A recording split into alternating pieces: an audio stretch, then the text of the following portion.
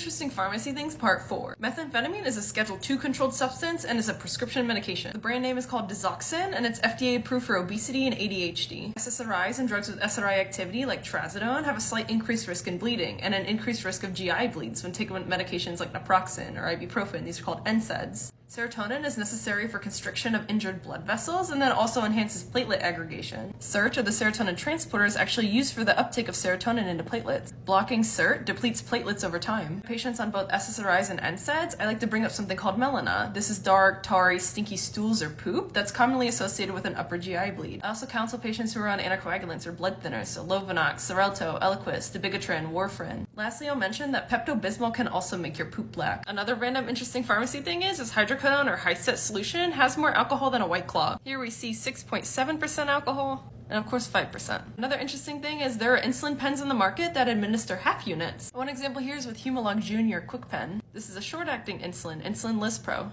Another random interesting pharmacy thing is there's a drug on the market that reverses benzodiazepine overdose, so Xanax, Klonopin, Valium. It's called flumazenil. It's used in the hospital setting. It's a competitive benzodiazepine receptor antagonist or blocker. We see some structural similarities here. There are a lot of drugs that block receptors that look like agonists, or the drugs that bind on those receptors. This drug is FDA approved for the reversal of conscious sedation and general anesthesia, as well as benzodiazepine overdose. What's interesting with this drug is it also reverses Z-drug overdose. Z-drugs being like Ambien, Lunesta, Zaloplan. I really like this picture because we can see binding sites up here of different drugs. Over here we see an overlap of flumazenil over where Zolpidem or Ambien and benzodiazepines bind. Flumazenil does not reverse barbiturate overdose. This is what killed Marilyn Monroe. An example of a barbiturate is phenobarbital, and then what killed Marilyn Monroe here was the pentobarbital. She also had chloral hydrate in her system. It's a super old sedative. It was also in Anna Nicole Smith's system. The cause of death was ruled a suicide. I was thinking about making videos about like autopsy reports of like celebrities and like drug overdoses, so let me know in the comments what you think or what you want to see. This was from Anna Nicole Smith's autopsy report. Hers was not ruled a suicide. She's on a lot of benzos. I will mention that benzodiazepine overdose alone rarely ever causes death. This is because benzos have somewhat of a ceiling effect. Much easier to die with barbiturates, that's why we don't see them that often. I'll mention that we don't use flumazenil that often because it can induce seizures, especially in patients who are chronic benzo users. I'll lastly mention that flumazenil has a short half-life, so we're likely to see resedation in some patients when used as a reversal agent.